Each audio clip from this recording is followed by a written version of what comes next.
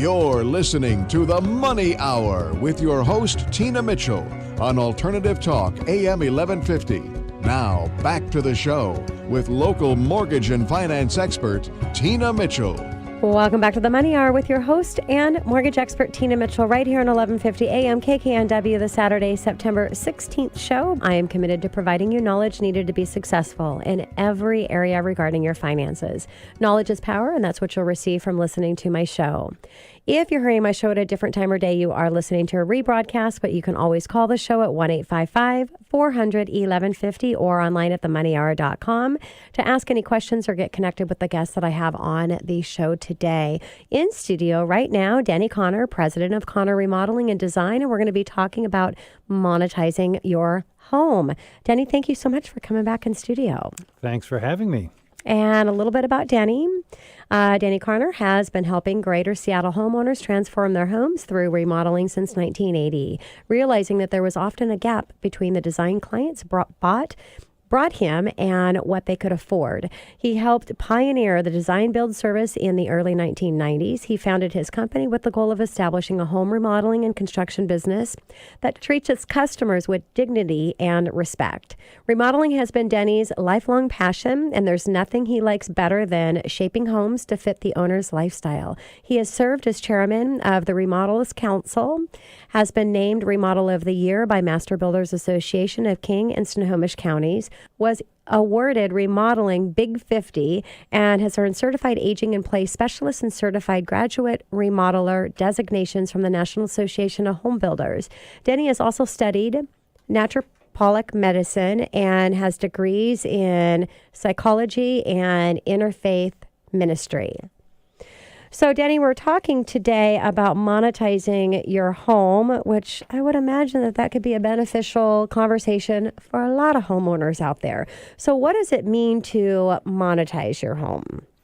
Well, basically, Tina, it's finding ways to make money with your home. Mm-hmm. Usually we just think of our home as a place to live and be day to day, and we just think about our costs that it takes to stay there, paying the mortgage, paying the taxes and whatnot. Monetizing your home is a way to looking at different ways that you can make some money to help pay for that mortgage, to help pay for the increase in property taxes and that sort of thing. Yeah, with the increase in property value, definitely goes an increase in property taxes.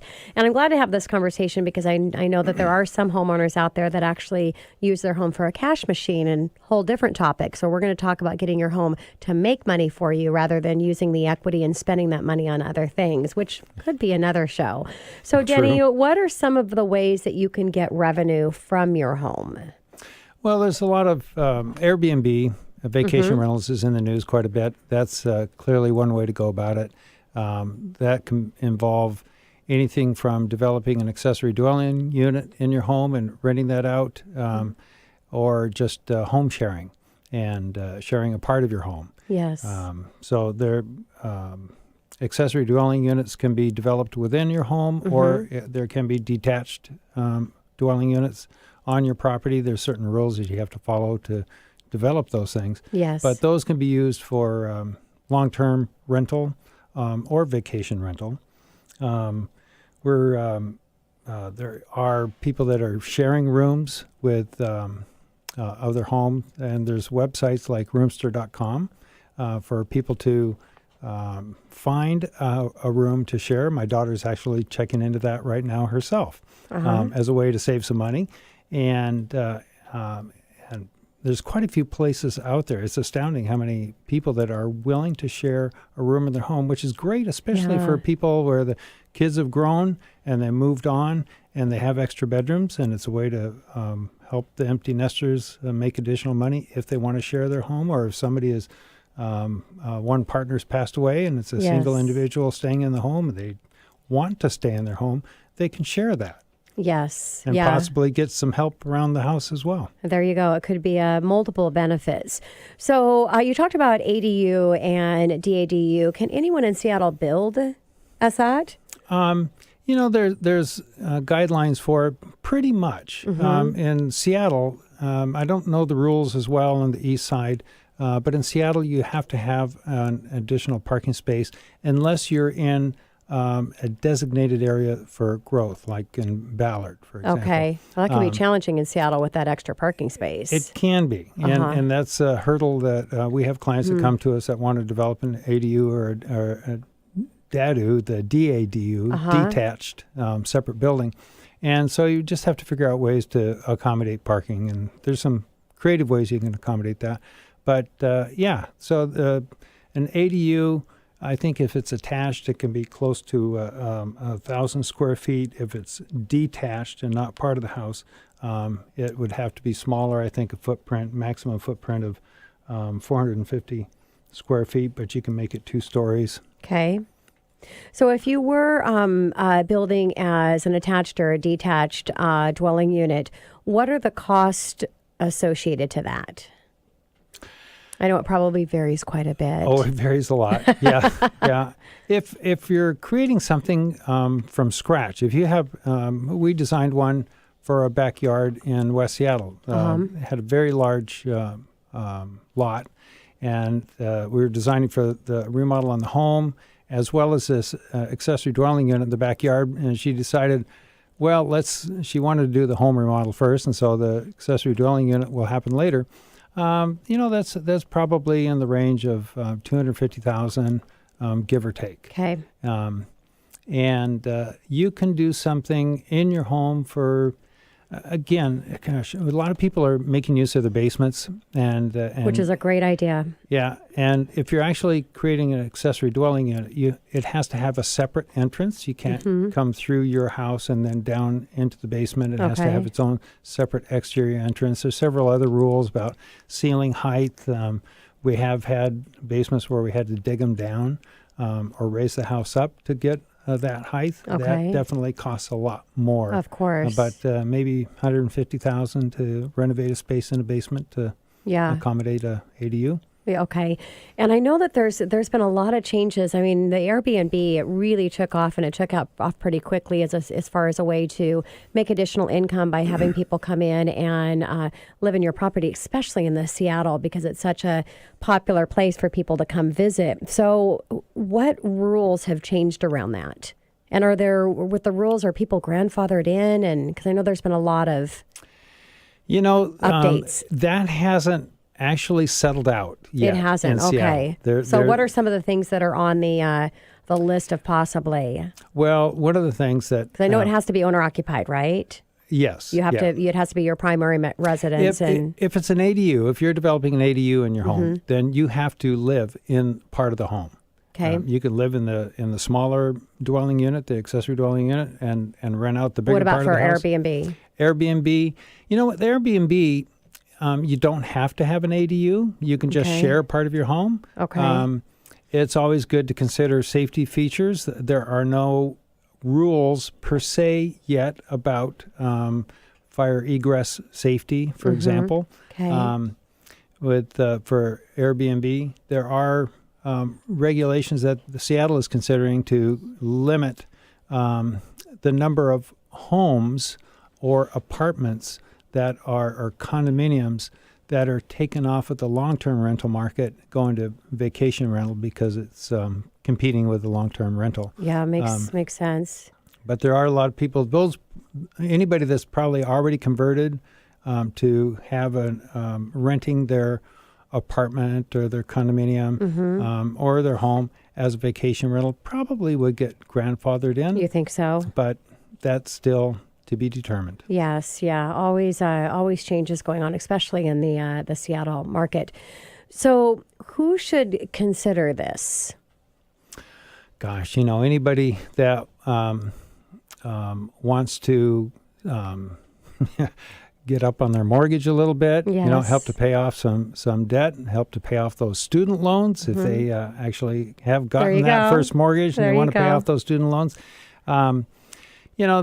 For people that want to stay in their home, aging in place, and they love it there, it's a great way. Vacation rental, Airbnb, VRBO,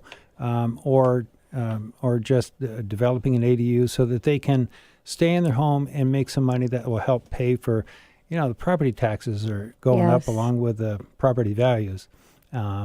and people have equity in their homes now where they can afford to do some of those extra things. So anybody that wants to help, my wife and I rent we developed an ADU in the basement of our house, and that actually is part of our retirement plan. Yes, is to have that rental income. Yeah, and it's a really good plan, and that's the great thing about real estate, like any other investment, is you've got an opportunity that you can actually bring someone in to help pay for that asset. You can't do that with your stocks and bonds. No. So how do you see? Are there creative ways that you're seeing that people are able to pay for an ADU? Because the numbers that we're talking about, it's a substantial amount of investment in order to build out so that you have this income potential. So what are some ways that you're seeing your clients come up with those resources? Sure. Well, people are using savings or stock, home equity line of credit. Remodeling construction loans are a great way to go because you can borrow against the future value of the house because the house is going to be worth more. You're developing more square footage that's Which, if finished. you're listening, we have one at Gateway Mortgage. It's a great product. It's a great product. Shout out there for myself. Why not? Good for you. Yeah. So there's many ways to come up with that money. Yes. Yeah. Where can a homeowner go if they want to get started and explore these options? Well, if somebody's looking at home sharing, they might do some research on Airbnb and look at houses or looking for apartments or rooms that are available in their neighborhood, just to get an idea of how much they might be able to get if they rent part of their home. If somebody's wanting to just share a room, and they might go to a website like roomster.com or I think there's a home share. Just Google home share and you find some options. You get some ideas of how much you could get by sharing a bedroom or a bedroom and a bathroom. If you want to develop an accessory dwelling unit, then you want to talk to somebody that has some experience with that, and architect, design build company like ourselves. Yes. So, Denny, are there companies that you can hire? Like if you've got a rental property and you want to have a management company take care of that, are there companies like that are available to help and assist for the screening and making sure that you're getting, the right person in your property? Absolutely. Okay. And my wife takes care of all of that. Oh, that's wonderful. I'm not so in touch with it. We'll give a shout out for her. Shout out to Michelle. She's my sweetheart. That is awesome.